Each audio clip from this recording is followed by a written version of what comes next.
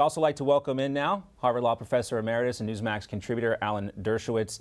Professor Dershowitz, great to have you back with us.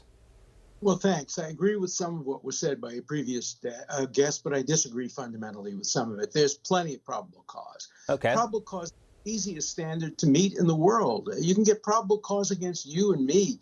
I don't know any magistrates who ever turned down. And the idea of trying to blame Judge Reinhardt for this is ridiculous. Any judge, any magistrate would have found probable cause. The question is not whether there was probable cause.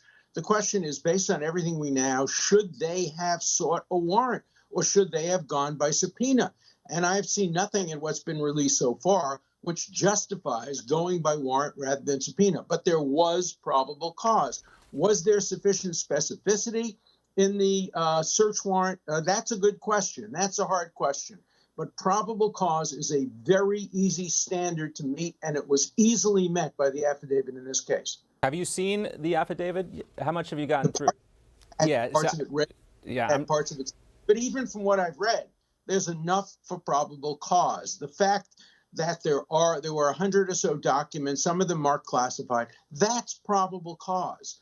And probable cause doesn't have to be today or yesterday. It can be based on material that was seized some time ago if there's evidence that nothing has changed. The real issue is, what was the rush? Why did they have to get a search warrant? And why didn't they get the search warrant much earlier in time? And why didn't they execute the search warrant immediately after they got it? Those are really good questions, and they're not answered by the affidavit, at least what we've seen so far. Look, I predicted yesterday on television that the government would not seek a stay, that they would show the redacted information, that the redacted information would be very positive to the government. The government would not redact material that was negative to them or hurt or positive to them or negative to Trump. I predicted that yesterday.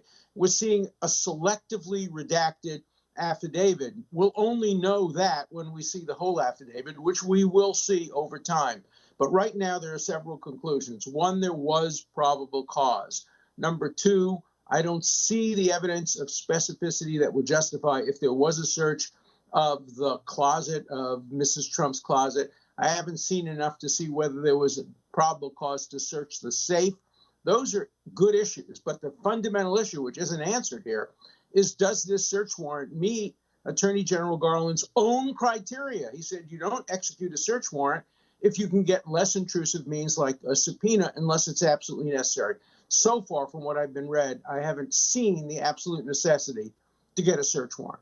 So basically two questions, why, and we got that answered in the terms of probable cause, which you spoke about, and then why now, why at that moment did Mar-A-Lago have to be raided, and we do not have an answer to that. So Professor Dershowitz, go ahead. Could have gotten a warrant anytime from February on. Yeah, so we'll let you get back into reading it. Hopefully we can check back in with you as we try to get through it ourselves and we learn more about this affidavit, which was just released a few moments ago. Always great to talk to you, Professor Dershowitz. Thank you. All right.